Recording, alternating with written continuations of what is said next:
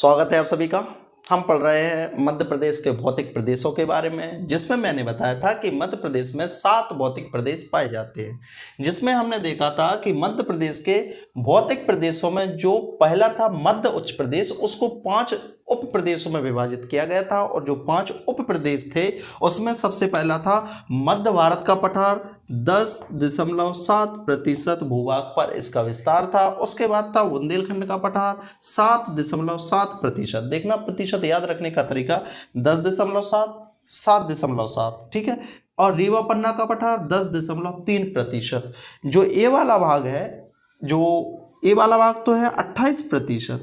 इसके नीचे है 26% नर्मदा सोनघाटी वाला क्षेत्र। और जो बघेलखंड का पठार है वो है 7.3%। 10.7, 7.7, 10.3, 7.3, ठीक है। और ए है 28 और नीचे का कितना है, ए है 26% नर्मदा सोनघाटी क्षेत्र। अर्थात हम ये कहेंगे कि जो मध्य उच्च प्रदेश है, मध्य उच्च प्रदेश आप देखेंगे तो एक त्रिकोण वाली आकृति बनाता है। कैसे? त्रिभुजाकार आकृति है मध्य उच्च प्रदेश की। और इसी को क्या कहा जाता है? गंगा नदी बेसिन का क्षेत्र। तो यदि यहाँ अलीराजपुर, मुरैना और सिंगरौली इस वाले क्षेत्र को यदि आप एक लाइन ड्रॉ करके ऐड करेंगे तो एक त्रिभुजाकार आकृति हमें प्राप्त होती है। तो ऐसा कहा जाता है, माना जाता है कि जो मध्य उच्च प्रदेश है वो कैसा है? त्रिभुजाकार। ये वाला जो क्षेत्र है कैसा है? त्रिभुजाकार। और जो नीचे वाला क्षेत्र है वो क्या है? वो सतपुड़ा पर्वत श्रेणी या सतपुड़ा मैकल प्रदेश, और पूर्व में है पूर्वी पठार। इनके बारे में चर्चा अगली क्लास में करेंगे। आज की जो बात होनी है वो होनी है नर्मदा सोनघाटी के क्षेत्र के बारे में, ठीक है। तो चलिए प्रारंभ करते हैं आज की क्लास। सबसे पहले ये देखिए कि जो नर्मदा सोनघाटी क्षेत्र है, या हम कहें कि नर्मदा घाटी क्षेत्र, इसे प्रमुखतः नर्मदा घाटी क्षेत्र ही कहा जाता है। क्योंकि जो सोन नदी है और नर्मदा नदी है, यहाँ पर है अमरकंटक का पठार। कहाँ पर है? ये है मैकल पर्वत श्रेणी वाले क्षेत्र में, अर्थात सतपुड़ा के पूर्वी विस्तार में जो मैकल पर्वत श्रेणी है वहाँ पर है अमरकंटक का पठार, अनूपपुर में। वहाँ से दोनों नदियों का उद्गम होता है। और पिछली क्लास मैंने ये भी बताया था कि यहाँ पर 52 शक्तिपीठ में से एक शक्तिपीठ भी है, स्वर्ण शक्तिपीठ। कहाँ पर है? अमरकंटक में। अर्थात जो माता सती थी उनका जो रक्त गिरा था वो यहीं पे था। शोणित अर्थात होता है रक्त, खून को बोला जाता है शोणित। तो जो रक्त गिरा था वो कौन से क्षेत्र में? अमरकंटक में। और उसी के नाम पर इसका शक्तिपीठ का नाम भी किया गया है, ठीक है। स्वर्ण शक्तिपीठ कहाँ पर? अमरकंटक में। तो यहीं से दोनों नदियां निकलती हैं। कौन सी? सोन नदी और नर्मदा नदी। जो नर्मदा नदी है वो तो बहकर आ जाती है किसमें? पश्चिम की ओर। और जो सोन नदी है वो चली जाती है उत्तर पूर्व की ओर, उत्तर की ओर बहकर उत्तर पूर्व की ओर चली जाती है सोन नदी, ठीक है। और फिर सोन नदी तो आगे क्या मिलती है? कैमूर की पहाड़ियां ही सोन नदी और यमुना नदी के बीच जल द्विविभाजक का कार्य करती हैं, ठीक है। ये बातें हमने वैसे पिछली क्लास में बताई थी। आज हमारा फोकस रहेगा, पूर्णता रहेगा नर्मदा सोनघाटी क्षेत्र में, ठीक है। तो नर्मदा घाटी का निर्माण कैसे हुआ, सबसे पहले इस बात को समझिए। जो नर्मदा घाटी क्षेत्र है इसका विस्तार या जो विकास हुआ है वो कैसे हुआ है? जो भूगर्भिक संरचनाएं हैं, पृथ्वी है, पृथ्वी के अंदर क्या है? प्लेट्स। मैंने बताया भी था कि अनेक प्लेट्स हैं जो एक दूसरे की तरफ मूवमेंट कर रही हैं या एक दूसरे से दूर। पृथ्वी जो है उसको 3 भागों में विभाजित किया जाता है। कौन कौन से? ऊपर की परत भूपर्पटी, फिर मेंटल, और उसके अंदर होता है कोर। तो जो कोर वाला भाग होता है वो अत्यधिक तापमान होता है वहां पर, जिस कारण से अधिकांशतः जो पदार्थ पाए जाते हैं वो तरल पदार्थों में पाए जाते हैं। और उस तरल पदार्थ में होने के कारण वो एक गैस उत्पन्न करते हैं, जलवाष्प उत्पन्न करते हैं, जिस कारण से जो ऊपरी परतें हैं उन पर एक दबाव पैदा होता है। इतनी बात आ गई समझ में? तो जो प्लेटें जब अंदर भूगर्भ में एक दूसरे पर मूवमेंट करती हैं, एक दूसरे के या तो पास जाती हैं या दूर जाती हैं, लेकिन इन दबाव के कारण, मान लीजिए ये है एक प्लेट, एक चट्टान ही मान लो, ठीक है। प्लेट अर्थात चट्टान। तो इसमें यदि किसी तरह का तनाव होता है, मान लीजिए इस तरह से तनाव होता है, तो ये बीच से टूट जाएगी। और इस टूटने के कारण, जैसे आपने एक चॉकलेट आती है स्निकर्स को आप यदि कॉर्नर पर पकड़कर उस पर दबाव दिया जाए तो वो बीच से टूट जाती है। जहां से टूटती है उसको जियोग्राफी की भाषा में बोला जाता है फॉल्ट। क्या बोला जाता है? फॉल्ट। अब उसके टूटने के कारण एक जो भाग है वो नीचे की ओर आ जाएगा या दूसरा ऊपर की ओर चला जाएगा। जैसे ये दो परत हैं, ये दो प्लेटें हैं, एक नीचे आ गई तो दूसरी स्वाभाविक सी बात है बिना हिले या बिना मूवमेंट के ही ऊपर हो जाएगी कि नहीं। तो इस तरह से इस तनाव के कारण जो प्लेटें होती हैं वो एक दूसरे से ऊपर या नीचे हो जाए तो उनके कारण दोनों प्लेटों के मध्य जो गैप बनता है उसे बोला जाता है भ्रंश। क्या बोला जाता है? भ्रंश। दो प्लेटों के मूवमेंट के कारण, धसाव के कारण यहाँ पर बीच में क्या बन जाता है? भ्रंश। और जब इन्हीं क्षेत्रों में नदियां प्रवाहित हो जाती हैं तो उसे बोला जाता है भ्रंश घाटी। ठीक है, तो जो नर्मदा नदी है वो एक भ्रंश घाटी नदी है।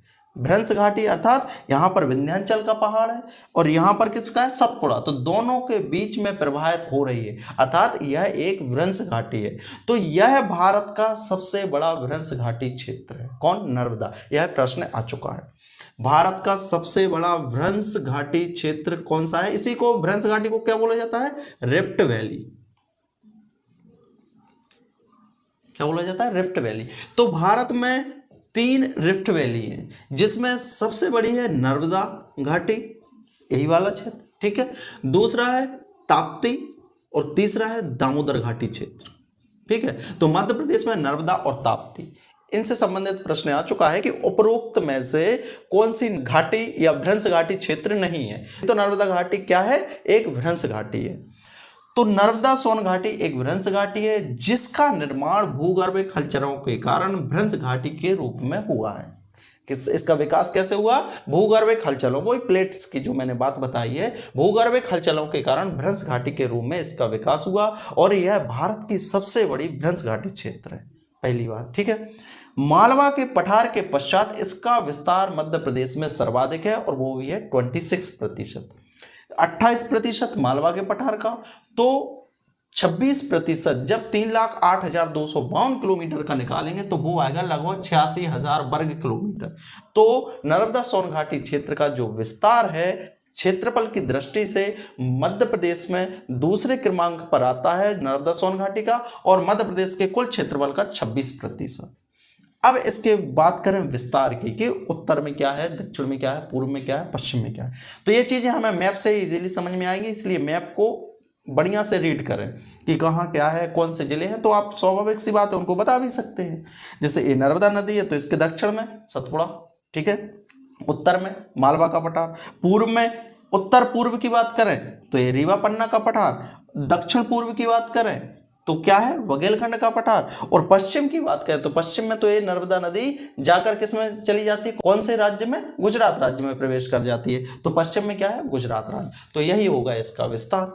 ठीक है, इसके बाद बात करेंगे इसके क्षेत्रों की कि कहां कहां नर्मदा सोन घाटी का क्षेत्र है। तो जहां जहां नर्मदा नदी का अपवाय क्षेत्र है, जिन जिन जिलों में, वहीं पर क्या है, नर्मदा सोन घाटी क्षेत्र। तो उद्गम कहां से होता है, अनूपपुर से, तो अनूपपुर, ठीक है, पहला जिला। उसके बाद मंडला, डिंडोरी, यहीं से प्रवाहित होती है ना, मंडला, डिंडोरी, जबलपुर, नरसिंहपुर। नरसिंहपुर में बरमान घाट भी है। नरसिंहपुर, खंडवा, खरगोन, महेश्वर वगैरह इसी के किनारे स्थित है। ओमकारेश्वर है, ठीक है, खंडवा, खरगोन, होशंगाबाद, अलीराजपुर, धार, ये जो है जिले, ये अपवाय क्षेत्र हैं नर्मदा नदी के। तो नर्मदा सोन घाटी का क्षेत्र भी इन्हीं क्षेत्रों के अंतर्गत आएगा, इन्हीं जिलों के अंतर्गत आएगा। ठीक है, इनकी विशेषताओं की बात करें तो मैंने बता ही दिया है, यह मध्य प्रदेश का दूसरा सबसे बड़ा भौगोलिक क्षेत्र है। ठीक है, 26%, 86,000 वर्ग किलोमीटर पर विस्तृत। दूसरी बात, यह भारत की सबसे बड़ी भ्रंश घाटी है, रिफ्ट वैली है। इसके उत्तरी भाग में, जब मैंने दक्कन ट्रैप की चट्टानें बताई थी तो ऊपरी और निचली दक्कन ट्रैप दो तरह के उपक्रम बताए थे। तो उत्तरी भाग में, नर्मदा सोन घाटी के उत्तरी भाग में निचला दक्कन ट्रैप क्रम की चट्टानें पाई जाती है, जबकि इसका जो दक्षिणी भाग है अर्थात जो सतपुड़ा वाला क्षेत्र है, वहां पर ऊपरी दक्कन क्रम की चट्टानें पाई जाती हैं। ठीक है, तो वैसे भी सतपुड़ा वाला क्षेत्र ऊपर है तो इसलिए ऊपरी दक्कन ट्रैप क्रम की चट्टानें कहां पर पाई जाएंगी, नर्मदा सोन घाटी के दक्षिण में, और इसके उत्तर में निचले दक्कन ट्रैप की चट्टानें। जब इसके पूर्वी विस्तार की बात करें नर्मदा सोन घाटी की, तो यहां पर पूर्व में, इसके पूर्व में और दक्षिण पूर्व क्षेत्र में जो गोंडवाना क्रम की चट्टानें पाई जाती हैं उनका विकास कार्बोनिफेरस काल में हुआ था, जहां पर कोयले की प्रचुरता पाई जाती है। मैंने जब चट्टानों के बारे में बताया था तो बताया था कि जो कोयले का भंडारण है वो कहाँ पर है, कार्बोनिफेरस काल में गोंडवाना क्रम की चट्टानों में। तो गोंडवाना क्रम की चट्टानों का विकास जो हुआ है वो कहां पर हुआ है, नर्मदा सोन घाटी के पूर्वी क्षेत्र में। ठीक है, तो पूर्व व दक्षिण पूर्व में गोंडवाना काल के कोयले के निक्षेपण पाए गए हैं, और अभी इनके बारे में वैसे बताएंगे जब सीधी सिंगरौली के बारे में चर्चा होगी, उसे क्यों ऊर्जा राजधानी कहा जाता है सिंगरौली को, तो ये सब चीजें आएंगी, दोबारा आएंगी। ठीक है, सब रखें। यह राज्य का सबसे निचला भूभाग है। क्यों है, क्योंकि यह घाटी क्षेत्र है। सामान्यतः जो क्षेत्र है वो कहीं ना कहीं धरातल से काफी ऊंचे हैं, लेकिन यहाँ पर काफी धंसा हुआ क्षेत्र है, तो इसलिए यह मध्य प्रदेश का सबसे निचला भूभाग है। यहाँ पर प्रमुख नदियां, वैसे नदियों का यहाँ उल्लेख कोई आवश्यक नहीं है, फिर भी देखेंगे कि जो नर्मदा नदी बह रही है वो किस दिशा में बह रही है, पूर्व से पश्चिम की ओर। जब पूर्व से पश्चिम की ओर बह रही है, मान लीजिए ये है विंध्याचल, ये है सतपुड़ा, तो इनके बीच में क्या बह रही है, नर्मदा नदी। नर्मदा नदी पूर्व से पश्चिम की ओर, तो ये वाला जो भाग है ये कहलाएगा राइट साइड, और ये वाला पार्ट कहलाएगा लेफ्ट साइड जब इस ओर बह रही है तो। ठीक है, तो राइट साइड से या हम कहें दाएं साइड से, दाएं तट से जो नदियां मिलती हैं वो कौन सी, हिरन, हथनी, मान, उरी, बरना और तिंदौनी। ठीक है, जो जंगल के जानवर हैं उन्हीं के नाम पर हैं, हथनी, हिरन, ऊनी, मान, बरना और तिंदौनी। ठीक है, और जो हम किचन में आइटम्स यूज करते हैं वो नदियां हैं, उनके नाम पर वो नदियां हैं जो लेफ्ट साइड से बाईं ओर से नर्मदा नदी में मिलती हैं, जिसमें कौन कौन सी नदियां, शक्कर, दूध और तवा, बरनार और गंजाल। ठीक है, वैसे इनका उल्लेख दोबारा आएगा, इनके बारे में ज़्यादा चर्चा करने की आवश्यकता नहीं है, केवल नाम याद रखें, दूध, शक्कर, तवा, गंजाल। ठीक है, हिरन, हथनी, मान, उरी, बरना। ठीक है, छोटी छोटी बातें हैं, याद रखना आवश्यक है, लेकिन छोटी है लेकिन बातें बहुत कीमती हैं। जलवायु और मृदा की बात करेंगे। जलवायु यहाँ पर कैसी पाई जाएगी, इस वाले क्षेत्र में जो बारिश होती है काफ़ी अधिक होती है। काफ़ी अधिक का मतलब यहाँ पर वार्षिक वर्षा है 125 सेंटीमीटर से 150 सेंटीमीटर। मध्य प्रदेश में जैसे जैसे मैंने कहा था दक्षिण में आएंगे, बारिश का जो लेवल है बढ़ता जाएगा, अधिक बारिश होती है। क्यों होती है, क्योंकि यहाँ पर दोनों शाखाओं, अरब सागर की शाखा और बंगाल की खाड़ी शाखा, और चक्रवातीय वर्षा होती है इस वाले क्षेत्र में। इस कारण से यहाँ पर जो वार्षिक वर्षा है वो 125 सेंटीमीटर से लेकर 150 सेंटीमीटर तक होती है। अब जब वार्षिक वर्षा इतनी अधिक है तो आप अनुमान लगा सकते हैं कि यहाँ की जो जलवायु है उसमें नमी अधिक होगी, आर्द्रता होगी, इसलिए यहाँ की जो जलवायु होती है वो कैसी होती है, आर्द्र जलवायु। आर्द्र जलवायु। ठीक है, यहाँ का जो तापमान है वो बहुत ही सुहावना माना जाता है। क्यों, क्योंकि गर्मियों में ना अधिक गर्मी और ठंड में ना अधिक ठंड, और जो टेम्परेचर होता है वो भी सहन लायक होता है, सुहावना मौसम होता है। इसलिए लोग जो अधिकांश लोग जाते हैं अपने टूर वगैरह के लिए, छुट्टियां बिताने के लिए, वो लगभग इसी वाले क्षेत्र में जाते हैं। वैसे पचमढ़ी जो हिल स्टेशन है वो भी इसी के नज़दीक ही है। तो यहाँ पर गर्मियों में 35 से 40 डिग्री टेम्परेचर और ठंड में 15 से 20 डिग्री सेल्सियस, अर्थात काफ़ी सुहाना होता है, ज़्यादा ना ठंड ना ज़्यादा गर्मी।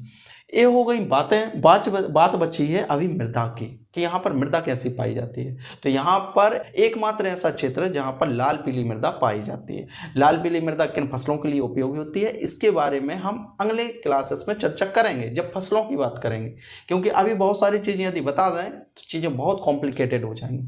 जो ये सब चीज़ें हैं आपको दोबारा आएंगी। कब आएंगी, जब हम मृदाओं के बारे में पढ़ेंगे, जलवायु के बारे में पढ़ेंगे, तो फिर से बहुत सारी चीज़ें दोबारा रिपीट होंगी। तो इसलिए आप जो पढ़ रहे हैं बस कंटिन्यूटी से पढ़ें, आज पढ़ें कल पढ़ें, पर डे जब भी क्लासेस आती हैं उनको पढ़ें। तो यहाँ की जो मृदा है वो कैसी है, लाल पीली मृदा।